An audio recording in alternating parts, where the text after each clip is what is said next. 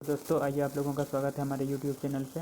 आज हम लोग जो है आगे तुर्कों का आक्रमण देखते हैं। इसके पहले और देख चुके हैं और हम लोग आज तुर्कों का आक्रमण देखते हैं। आप लोगों से बस इतना अनुरोध है कि इस चैनल को सब्सक्राइब कर दिया कीजिए और लाइक कीजिए। तो आज का क्वेश्चन देखते हैं जो कि मध्यकालीन भारत में है और इसका चैप्टर है तुर्कों का आक्रमण। तो फर्स्ट क्वेश्चन देखते हैं, मोहम्मद गजनबी ने भारत पर कितनी बार आक्रमण किया है? तो मोहम्मद गजनबी ने भारत पर जो है 17 बार आक्रमण किया है। तो आगे क्वेश्चन देखते हैं, दूसरा क्वेश्चन, मोहम्मद गजनबी किस आक्रमण के समय अलबरूनी उसके साथ था? तो कन्नौज आक्रमण के समय अलबरूनी मोहम्मद गजनी के साथ था। तीसरा क्वेश्चन, सोमनाथ मंदिर पर मोहम्मद गजनबी के आक्रमण के समय गुजरात के शासक कौन थे? सोमनाथ मंदिर पर आक्रमण के समय गुजरात का शासक जो था भीम प्रथम था। क्वेश्चन, मोहम्मद गजनबी का भारत पर अंतिम आक्रमण कब हुआ? मोहम्मद गजनबी का जो है भारत पर अंतिम आक्रमण 1027 में हुआ और 1030 में मोहम्मद गजनबी की मृत्यु हो गई। 1027 में आक्रमण किया, अंतिम आक्रमण, और 1030 में उसकी मृत्यु हो गई। आगे क्वेश्चन 5 नंबर देखते हैं, किस सुल्तान द्वारा जारी किए गए चांदी के सिक्के के तरफ किस सुल्तान द्वारा जारी किए गए चांदी के सिक्के के एक तरफ अरबी तथा दूसरी तरफ संस्कृत भाषा का प्रयोग हुआ? तो दोस्तों इसका आंसर होगा सी, मोहम्मद गजनबी। इन्होंने एक तरफ चांदी के सिक्के जो चलाए थे अरबी भाषा में और दूसरी तरफ संस्कृत भाषा में लिखवाए थे। आगे क्वेश्चन देखते हैं 6 नंबर, किस सुल्तान ने यामिनी उद्दौला और यामिनी उल मिल्लत की उपाधि धारण की थी? तो दोस्तों इसका आंसर जो होगा मोहम्मद गजनबी होगा, डी नंबर। 7 नंबर देखते हैं, मोहम्मद गौरी ने भारत पर पहला सफल आक्रमण कब किया? तो मोहम्मद गौरी ने भारत पर पहला सफल आक्रमण जो है 1175 ईस्वी में किया था। आगे क्वेश्चन देखते हैं 8 नंबर क्वेश्चन क्या है दोस्तों, आप लोग चैनल को लाइक कीजिए और शेयर भी किया कीजिए।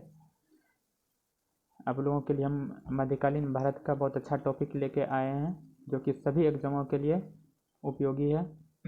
तो क्वेश्चन देखते हैं, भारतीय शासकों से हारने वाला तुर्क मुसलमान था? तो भारतीय शासकों से हारने वाला तुर्क मुसलमान था मोहम्मद गौरी था। आगे क्वेश्चन, तराइन का द्वितीय युद्ध कब हुआ? तो तराइन का द्वितीय युद्ध जो है 1192 ईस्वी में हुआ है मोहम्मद गौरी और पृथ्वीराज चौहान के बीच, जिसमें पृथ्वीराज की हार हुई थी। और तराइन की प्रथम युद्ध जो थी 1191 में हुई थी, जिसमें पृथ्वीराज की विजयी हुई थी, और दूसरे युद्ध में पृथ्वीराज की हार हुई थी। 10 नंबर क्वेश्चन देखते हैं। 10 नंबर क्वेश्चन कह रहा है, लक्ष्मी की आकृति वाला सिक्का जारी करने वाला सुल्तान कौन था? तो लक्ष्मी की आकृति सिक्का जारी करने वाला सुल्तान जो था मोहम्मद गौरी था। 11 देखते हैं, मोहम्मद गजनबी ने किस वंश से संबंधित होने का दावा किया? मोहम्मद गौरी जो था किस वंश से होने का संबंधित दावा किया है? वो जो है अफरासिया वंश से होने का दावा करता है। 12 नंबर क्वेश्चन देखते हैं, गजनबी राजवंश की स्थापना किसने की थी? तो दोस्तों गजनबी राजवंश की स्थापना अल्पगिन ने की थी, अल्पगिन ने। 13 नंबर क्वेश्चन देखते हैं, वह हिंद जो कि पेशावर के निकट है, ये स्थान जो है अभी पाकिस्तान में है, पाकिस्तान के पेशावर के निकट वह हिंद है। देखते हैं कि वह हिंद की लड़ाई किन किन के बीच हुई थी? तो दोस्तों वह हिंद की जो लड़ाई है वो मोहम्मद गजनबी और आनंदपाल के बीच हुई थी। 14 नंबर देखते हैं,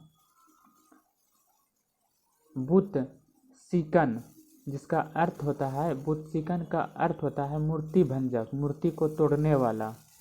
तो क्वेश्चन कर रहा है बुत सिकन की संज्ञा किसे प्राप्त थी?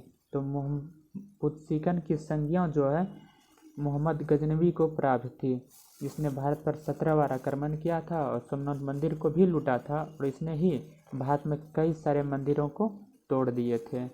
तो बुद्ध सिकन का संज्ञा जो है मोहम्मद गजनवी को दिया गया है। आगे 15 नंबर क्वेश्चन देखते हैं। तो दोस्तों आप लोग जो है इसको लाइक कीजिए, आप लोगों के लिए बहुत अच्छा सा क्वेश्चन लेके आ रहे हैं मध्यकालीन भारत का। मोहम्मद गजनवी के संदर्भ में निम्नलिखित कथनों पर विचार कीजिए। तो मोहम्मद गजनवी के संदर्भ में कह रहा है विचार करने के लिए, तो विचार करते हैं। पहला विचार है, उसने 1025 ईस्वी में सोमनाथ मंदिर पर आक्रमण किया। तो दोस्तों सोमनाथ मंदिर पर कह रहा है 1025 ईस्वी में आक्रमण किया। दूसरा क्वेश्चन कह रहा है वह भारत पर मुस्लिम शासन स्थापित करना चाहता था।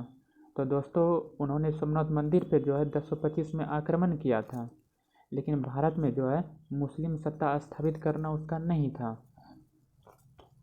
वो भारत में से धन लूटना चाहता था, न कि मुस्लिम सत्ता स्थापित करना चाहता था। तो क्वेश्चन यहाँ बोल रहा है कि उपयुक्त कथनों में कौन से सही नहीं है। तो सही नहीं बोल रहा है, तो 2 नंबर सही नहीं है, क्योंकि उसका उद्देश्य जो था भारत में धन लूटना था, मुस्लिम सत्ता स्थापित करना नहीं था। तो इसलिए इसका आंसर होगा बी। 16 नंबर देखते हैं।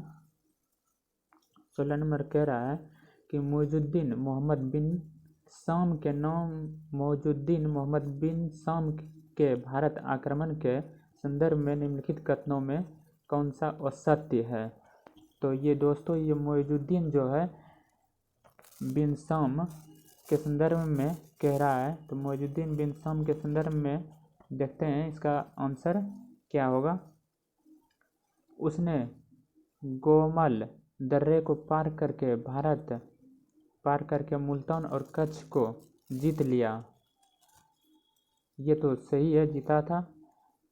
बी नंबर देखते हैं। उसने गुजरात में हार का सामना करना पड़ा था।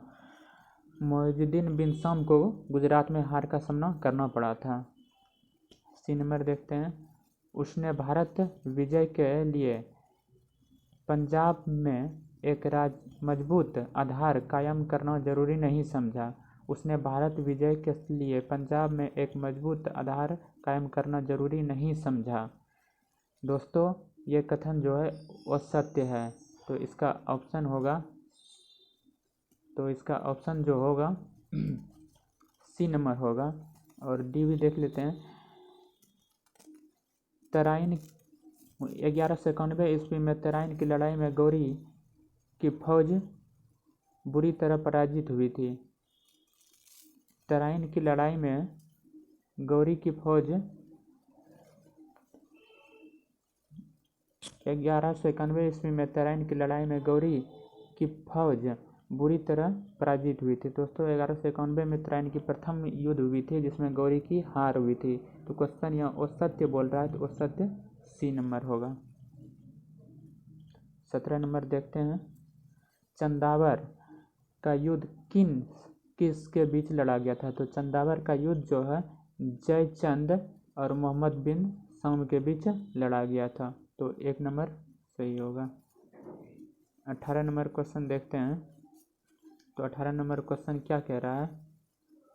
तराइन युद्ध के संदर्भ में निम्नलिखित कथनों पर विचार कीजिए। तो तराइन युद्ध के संदर्भ में बोल रहा है, देखते हैं। द्वितीय तराइन युद्ध के बाद तुर्क सेना ने हांसी, सरस्वती और समान के किलों पर कब्जा कर लिया था। तो कब्जा तो किया था।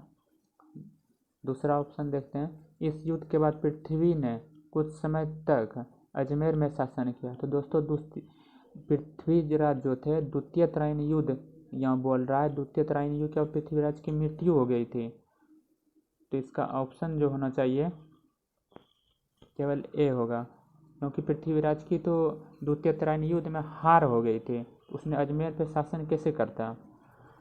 तो इसका ऑप्शन ए सही होगा। 19 नंबर देखते हैं। 12वीं सदी के अंत में मध्य एशिया का वह कौन सा शासक था जिसने भारत में केंद्रीय मुस्लिम राजनीतिक व्यवस्था स्थापित की जो बाद तक कायम रही? तो इसका आंसर होगा सी, मोहम्मद बिन शाम, जिसका अर्थ होता है मोहम्मद गौरी। मोहम्मद गौरी का ही नाम है मोहम्मद बिन शाम। और इसका जो गुलाम था कुतुबुद्दीन ऐबक, उन्होंने ही भारत में गुलाम वंश की स्थापना की और यहाँ से शासन करना प्रारंभ किया। 20 नंबर देखते हैं क्वेश्चन। मध्यकालीन भारत के दिल्ली सल्तनत के संदर्भ में निम्नलिखित कथनों में से कौन से सही हैं? देखते हैं कौन सा से कथन सही है। तो मोइजुद्दीन ने, यानी कि मोहम्मद गौरी ने, मोइजुद्दीन का अर्थ मोहम्मद गौरी, मोइजुद्दीन ने तराइन के युद्ध में तथा उत्तर भारत में तुर्की शासन स्थापित करने में महत्वपूर्ण भूमिका निभाई थी। तो भूमिका निभाई थी, यह ऑप्शन तो सही है। दूसरा ऑप्शन देखते हैं। जैसलमेर के भट्टी राजपूतों के विरुद्ध एक विजय अभियान में कुतुबुद्दीन ऐबक की मृत्यु हो गई। कुतुबुद्दीन ऐबक की मृत्यु नहीं हुई थी और कुतुबुद्दीन ऐबक ने ही गुलाम वंश की स्थापना की और इन्होंने लाहौर से अपना शासन प्रारंभ किया था। इसकी मृत्यु नहीं हुई थी। तो इसका ऑप्शन जो है केवल एक सही है, तो ए नंबर सही होगा, केवल ए। आगे क्वेश्चन देखते हैं। आगे क्वेश्चन 21 नंबर। मोहम्मद गौरी के किस सेनापति ने नालंदा विश्वविद्यालय को ध्वस्त किया? तो मोहम्मद गौरी के जो सेनापति थे, उस नालंदा विश्वविद्यालय को जो ध्वस्त किया था, तो वह सेनापति था बख्तियार खिलजी, जो कि नालंदा और विक्रमशिला विश्वविद्यालय को ध्वस्त किया था। आगे 22 नंबर क्वेश्चन देखते हैं। मोहम्मद गौरी के साथ भारत आने वाला प्रसिद्ध सूफी संत कौन था? तो मोहम्मद गौरी के साथ जो भारत आने वाला प्रसिद्ध सूफी संत था वो मोइजुद्दीन चिश्ती था, मोइजुद्दीन चिश्ती। 23 नंबर क्वेश्चन देखते हैं।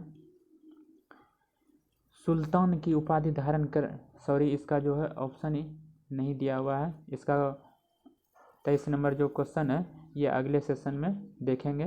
तो ये आज का क्वेश्चन है दोस्तों। अभी इसका क्वेश्चन बाकी है जो कि अगले वीडियो में आपको दिया जाएगा। तो आज का क्वेश्चन था तुर्कों का भारत पर आक्रमण। तुर्कों का आक्रमण, ये का क्वेश्चन आधा देख चुके हैं, आधा अब अगले वीडियो में देखेंगे। दोस्तों आप लोग जो है इस वीडियो को अधिक से अधिक शेयर कीजिए, लाइक कीजिए और सब्सक्राइब तो कर ही दीजिए। तो आप लोगों के लिए मध्यकालीन भारत के लिए बहुत अच्छा सा टॉपिक जो कि ज्ञान बिंदु जीएस अकेडमी पटना का सारा ऑब्जेक्टिव है, आप लोगों के लिए डेली लेके आते हैं। धन्यवाद।